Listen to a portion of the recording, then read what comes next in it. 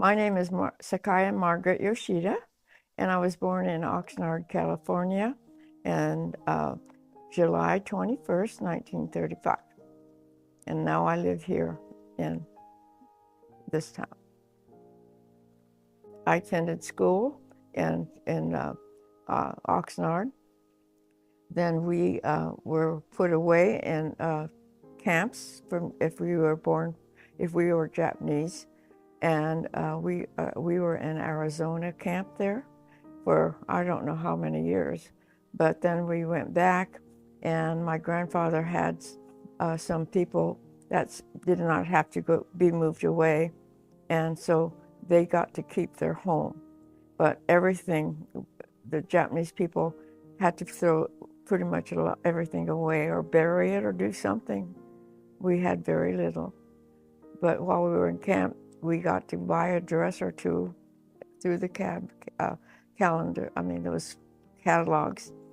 And we had a good school. We had wonderful teachers. And so when I came out, I was a little bit ahead of the schools here. And I've lived there for several years, and I was a teacher, and I love teaching the kids.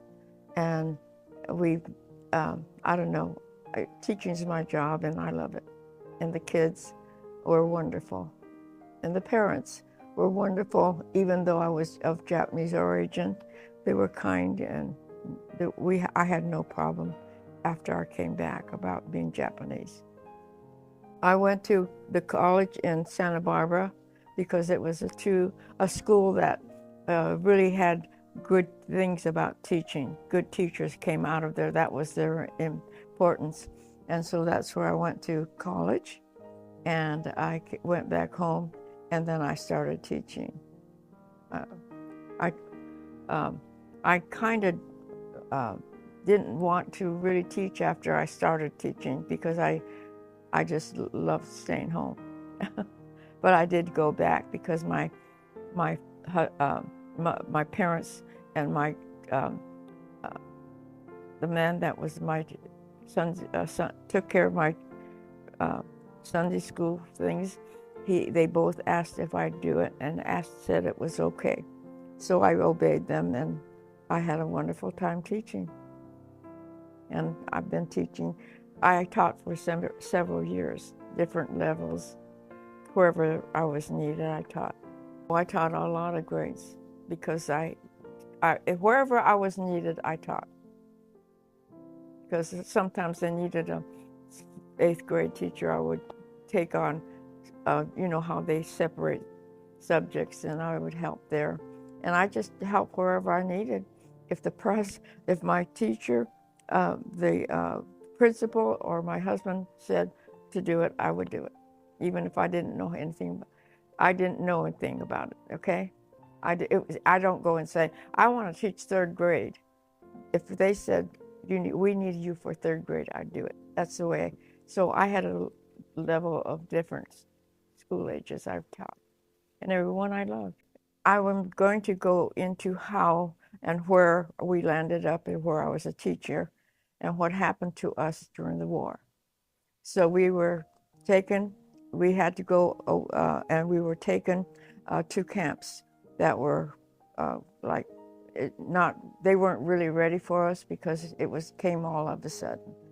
And then from there, they built barracks, and they were split up into homes. And that's where we lived, in the Arizona desert. And they had us in camps. And then they had soldiers that would walk and kind of guard us, but they didn't have to do anything because we didn't do anything. We just went on with where we were. And we had wonderful teachers. When I came back out of camp, I was ahead of our school was so good. I was ahead, so I had an easy time slipping back into the school system. But I love teaching, and that's what I went into because they needed me at that point. I love all the ages, so I can't say which is my favorite. My mother was born in Japan. My father was born in America, and it was a fixed marriage, and that's how they used to do it years ago. The parents would fix the marriages, and that's where I was born, in Arizona, and we had fun. It was very hot, so some parents would dig a hole under our barracks that we had, and we would play there because it's cool under that.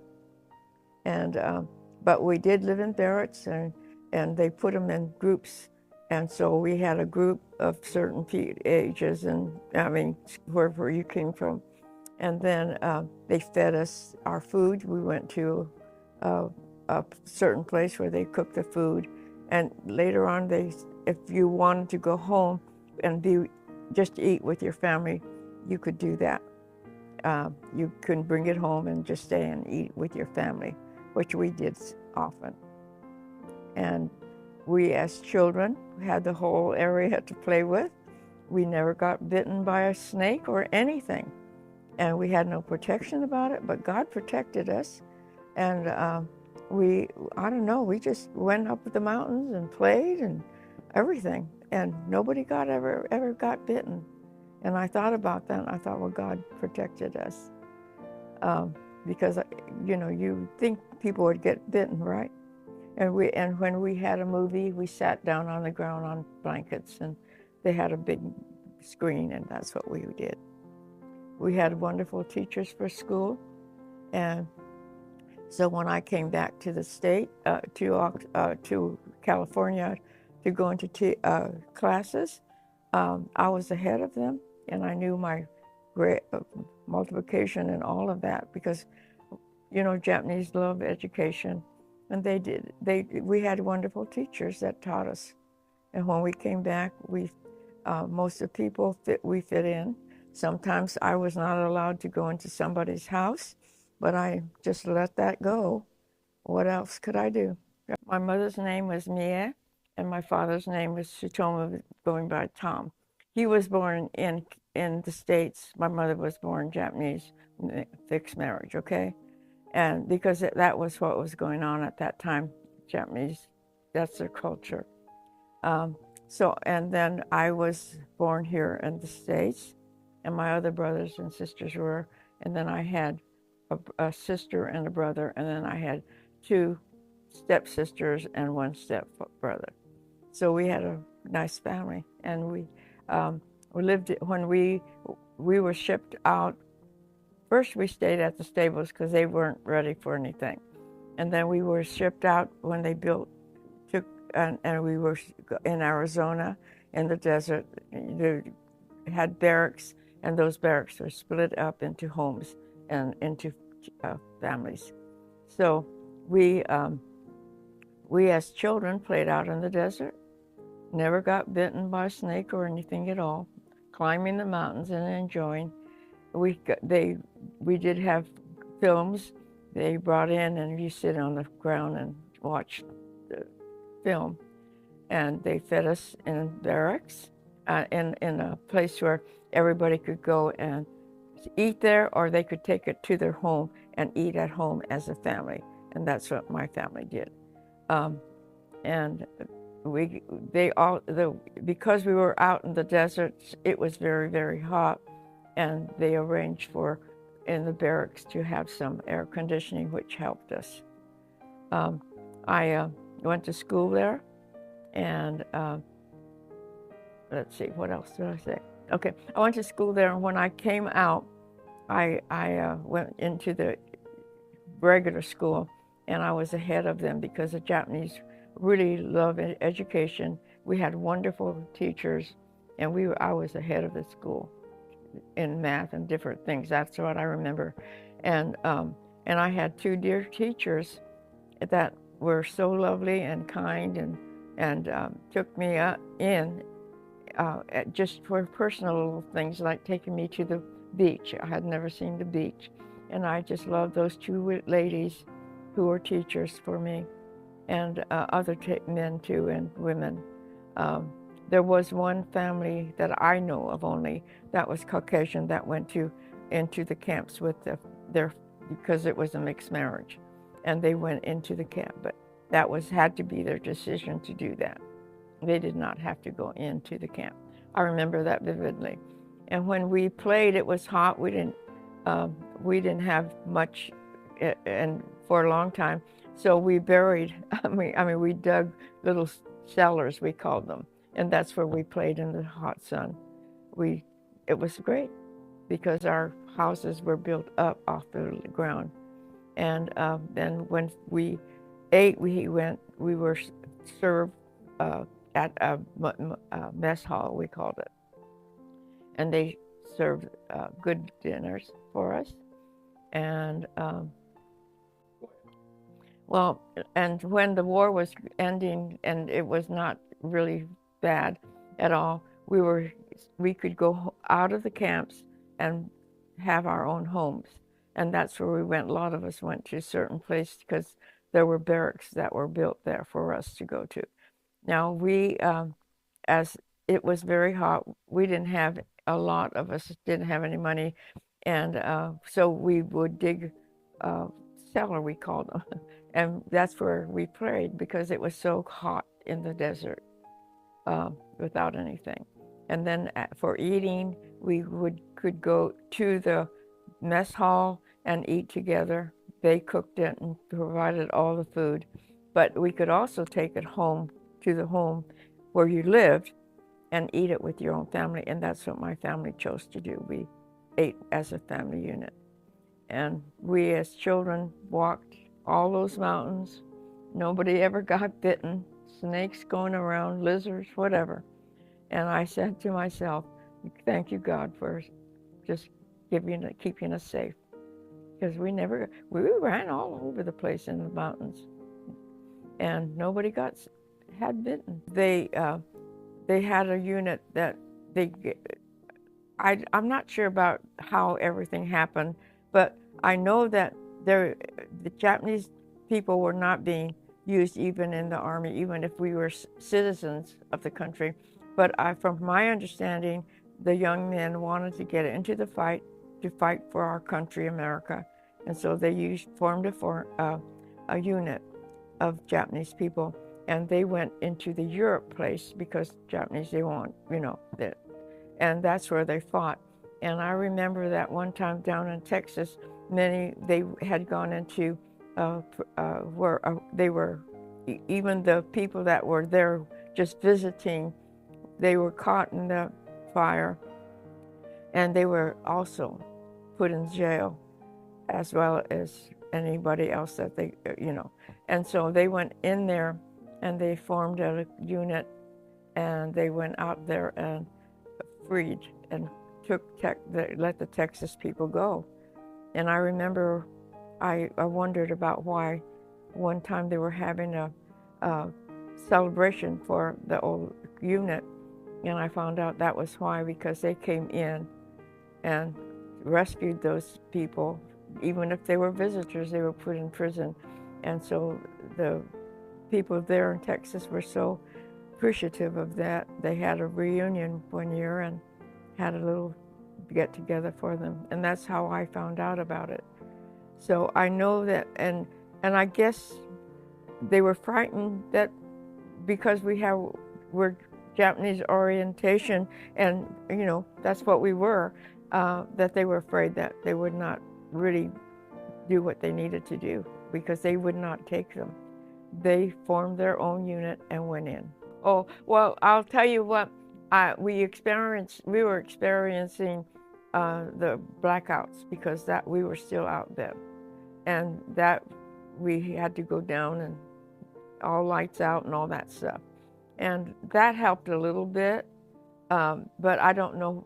I don't know why we were. I don't think I questioned that, because I didn't understand it too well about being put in camps. All I know is that we were all Japanese descendants, and so I guess they were afraid that we were going to go get them. I don't know, but that's why we had to go. So they had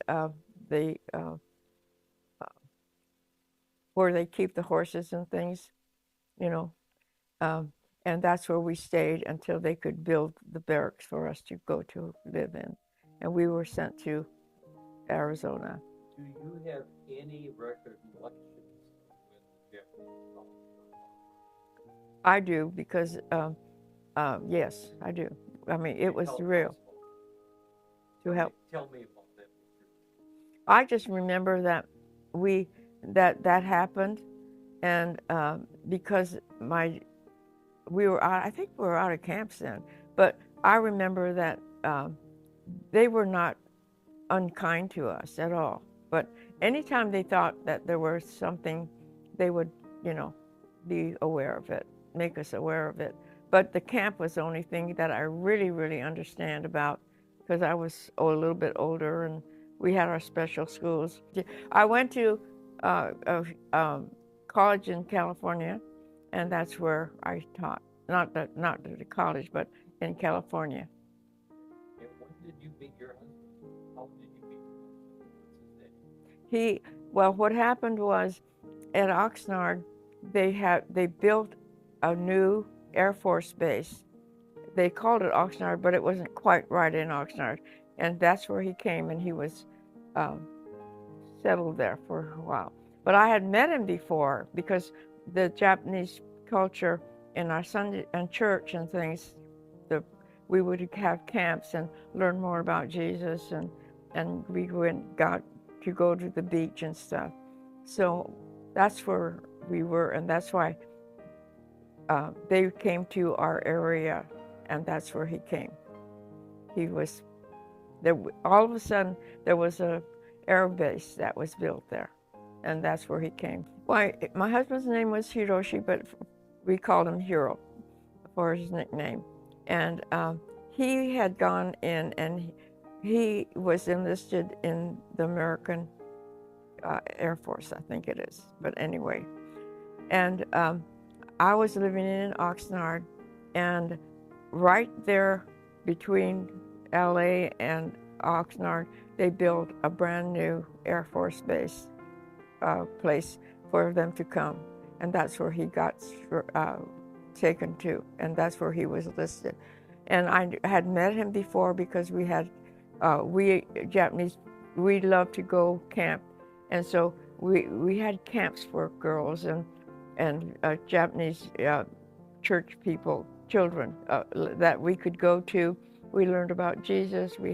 It was just wonderful. It was by the ocean, and then they built a Air Force base right there, right by where I lived, and that's where he came, and that's where he came to my house. Because he was just visiting us, all the Japanese people, but it was he came to our ranch because I had to work on Sundays. We worked on Sundays, got the crops, and had to get them ready to send out to the LA where they could be sold. And that's where he came to see me, and I was so embarrassed because I was in my work clothes. That's what I remember. Well, it was a Christian ceremony because I was a Christian. That's where I went to. My grandfather said, this is America. My grandchildren are to go to a Presbyterian church. A Methodist church that we had open. He didn't want us to go into a Japanese church, not a Methodist church or a Japanese church. He didn't want us there. My mother was a Buddhist. My father was not really anything. He'd go occasionally to the Protestant church, but we went there because the grandfather, Japanese at that point, the grandfather was really high up there. What he said, their sons would do. Well, then I had two girls, and that I bore, and her name is Marilyn. The oldest one is Marilyn, and the second one is Caroline. And they were born here in America, and they've been going to school here, and they are now, and we went to a Christian school and church because my grandfather said, this is America, this is a Christian nation, my grandchildren are to go to a Christian church. So that's where that's why we got to go to the Christian church, because my mother was a Buddhist, and she was going to a Buddhist church, and she would not ever go against my grandfather. That's not good in the, you do listen to your elder. So that's why I was able to go to a Christian school when I went to Santa Barbara college, and I wanted to be a teacher. I don't know how I found that desire, but that's what I wanted to do. So that's why I went to that school. It was known for its teaching of teachers. After we got married, I moved, and I met Mrs. Rasmussen, because she used to take, they would come to visit people who moved in that area. And I had resolved not to teach anymore, and so I wanted to just stay home. And all at once we had a little baby at that point too. But she came, and she brought her husband, and so they came to ask my husband at that point if I could go to teach and if I would teach. And I didn't really want to, but I did because the pastor came, and my husband said it was okay. That's the only two reasons I went and started teaching. Well, I loved teaching there because it was different than what I had been used to. And so I did start teaching, and I just stayed on because I loved it so. And they had a lady who was my neighbor. She was a wonderful lady, and my baby that I had, the first one, wouldn't go to anybody. Nobody could touch her. She would cry, cry, cry, cry, cry. But my neighbor came over, and she'd pick her up, and she just was so silent. She just loved her. And so then they came to ask about over to our home to ask about my teaching, and I didn't really want to, but when they asked my husband if it was okay, and they needed me, and if my husband said yes, I knew I had to go. So I did start teaching because he said yes. And it was a whole different situation teaching in a Christian school, and I loved it so much. And my neighbor then, pretty much only person that my daughter would go to and not cry. She was a terrible baby. She just cried if anybody carried her that she didn't know. But my neighbor, she loved. And so my neighbor took her at the time that I needed to be teaching. And so I went back to teaching, and I loved it. It was a whole different way in a Christian school because you could teach Christ.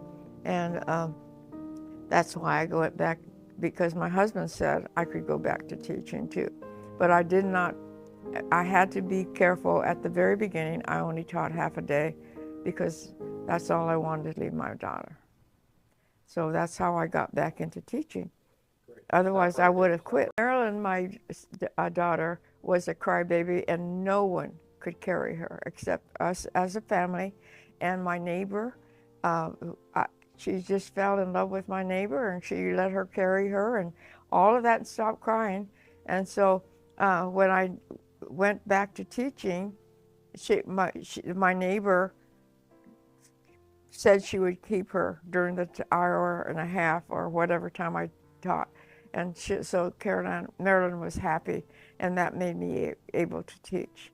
But at the beginning, when anybody carried her, no matter how old she was, when she was a baby, nobody could carry her but her immediate family. My other daughter, Carol Ann, was not as much of a crybaby as Marilyn.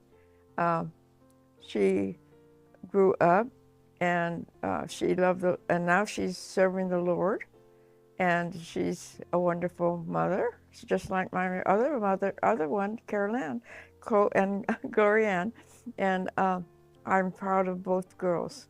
And their children are growing up under the tutelage of a wonderful man. And to me, that was the most important thing, that they married good Christian boys. and that they went, and of course then the boys found their own church, but they all went to a wonderful church, and now they're in serving the Lord, and I'm just thrilled. I went to a Christian church because my grandfather, who in Japanese, he's head of the family, even though he's not the father, he's the head of the family of Korea. And he said, we live in here, and so they're going to go to Christian school, church. And that's how we got to go to Christian church. My stepbrother and sisters, who were a little bit older, they did not go to there because they were not under his tutelage. But I went there as I got to go to camp, and I learned about Jesus and all of that, and we had a lot of people come in, and I can't remember. I know I got married, and then we served the Lord by having some of the people that come to preach. They always came to our home to have their lunch, and it was a wonderful thing to be able to sit there, listen to them talk, and have laughing, and my husband loved that, we still do that, and I think that's a wonderful thing to do for our children, our grandchildren, and I'm thankful that I have that opportunity to do it. And we used to, a lady saw us playing one time too, out in the backyard, and she stopped by, and she volunteered to come pick us up to take us to church, and that's how we got there. Otherwise, I don't know what would happen, but she did that. And I still remember, and I still think about things at that point. There was a lady there that had somebody in the Army, and she had a hard time, and I understood that, and I don't know how God gave me that understanding, but she had a hard time. She was very kind to us, nothing like that, but it was hard for her to have me even in her home because she had somebody in the Army fighting against the Japanese. And I just took it as, well, I don't blame her, it's your child. But I don't know, I just took things, a little at a time. And I did tell you how we got our clothes and stuff. Order out of the catalog, Sears catalog, one dress or two dresses or whatever it was at that time, and shoes and stuff. And then they would send it to us. And that was paid by our country, as far as I know. And and then we lived out, and they took us to Arizona. First of all, they got us right away and put us into the stables, okay, because it's open, no horses were there, it was season. And then we went to out, they put us in the, they put us in a truck, not a truck, but whatever I can't think about it. Anyway, they put us in a thing, and they took us when it was dark, and they covered the windows so we would not know where we were going. That's when they took us to Arizona, and then we were left there. And we lived in barracks, and how many rooms you got depended on your family number. Well, I thank God that we came here, and that they were real Christians. I say real Christians because they taught my children about Jesus, and they were very kind to my children. They accepted them. Now, one woman could not take my children or me into her house because she was having a difficulty because her son was in the Army at that point. But everybody treated us quite nicely, and at that time they could get, I think it's like 2 dresses every year that they could order, and it would be paid for by our country. The legacy I want to leave with my grandchildren, my children, my great-grandchildren, and anybody else that comes along is that they go to church. My husband loved eating, and he loved eating. And he had found another friend who loved eating. And they both had an illness of their body that they should not eat certain kinds of food. But they would get together and go eat. And somebody would say, "Hey, I saw your husband with so and so eating lunch," and and so they just always got together, the man and my husband, because he loved to eat too. He died young. My Jesus, I Love You. Is that one of your favorite songs? Yes. Do you remember who sang that? No, I just sing it by myself. You sing it? When I sing Do it. you mind if you sing it for me? Oh. I'm serious. Nobody's going to laugh or anything. I don't know the whole song. Well, sing me what you can. Okay. My Jesus, I love thee. I know thou art mine. With thee all my follies, my sin I resign. My Savior divine, if ever I love thee, my Jesus, 'tis now. I love you, Jesus. I love you dearly. Thank you for all the wonderful things, my family, my children, knowing you. I thank you because my mother was a devout Buddhist. My father didn't go anywhere. But Lord, you sent ladies to come and take us to church. And my grandfather, who was not really a Christian at all, has said that my grandchildren are to go to a Christian church because this is a Christian country that they live in.